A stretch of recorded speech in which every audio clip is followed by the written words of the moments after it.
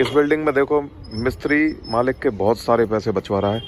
ये मैं बहुत ही समझदार मिस्त्री मानता हूँ, क्योंकि इसने क्या किया है, ये जो बाउंड्री वॉल करी है ये करी है सिर्फ, और अंदर कोई वॉल नहीं करी है, जिससे क्या होगा मिट्टी को रोकने के लिए ये सपोर्ट मिल जाएगी, मिट्टी बाहर नहीं निकलेगी, मिट्टी इसके अंदर रहेगी। और अंदर जो है वो एक भराव इसको करके उसके बाद एक ईंट का रद्दा लगाएगा, उसके ऊपर ये कॉलम के ये बीम के ऊपर दीवार चलनी स्टार्ट हो जाएगी। इससे कम से कम भी 30-40 हज़ार ईंट आपकी बच जाएंगी।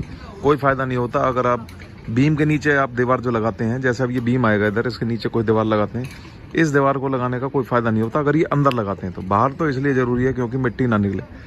ये मिस्त्री समझदार मिस्त्री है, ये ठेकेदार समझदार है।